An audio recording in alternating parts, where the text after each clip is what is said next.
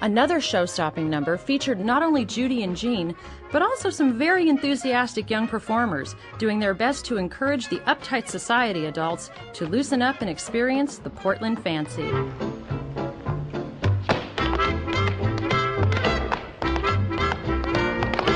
The film includes probably the best dance duet of Judy's career.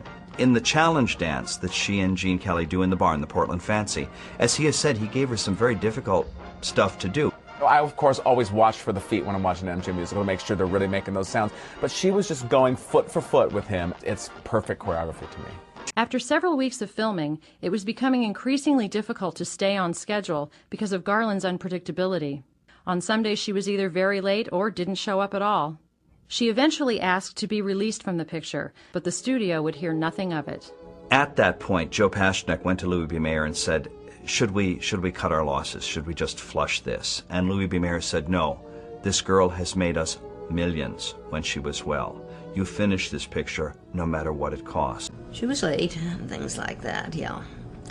But boy, it was worth waiting for, let me tell you.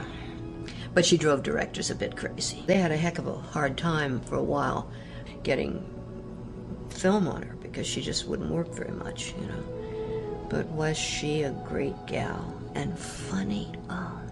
So with the aid of her friends and her plucky sense of humor, Garland trudged onward.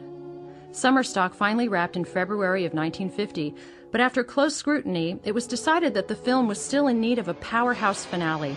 A month later, Judy was called back to shoot the most iconic number of the film and her last for MGM. Despite all of her ups and downs during this production, Judy returned looking svelte and sounding sensational in what would become one of her signature performances, Get Happy. Forget your troubles, come on, get happy. You better chase all your cares away. Shout hallelujah, come on, get happy. Get ready for the judgment day. She said she wanted to do the song Get Happy. So I said I would make the arrangement. I went to her house to play it for her, and she had the flu. She was lying on the sofa. And it was very complicated, and I played it for her, and after the second or third time, she knew it. She was there the following Tuesday and did it in 3 takes. In other words, she sang it down 3 times, and that was it. And it was like magic. It enabled Judy to have one of the great signature pieces of all 32 of her feature films. She's just so identified with it.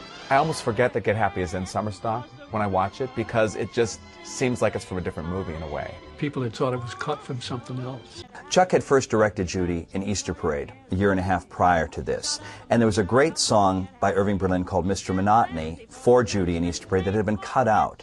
And in it she wore a little tuxedo jacket, a little fedora, black silk stockings, the high heels, the ascot. It was an outfit that Vincent Minnelli had conceived for Judy. So 2 years later, it was kind of like the perfect outfit in which to put her for Get Happy.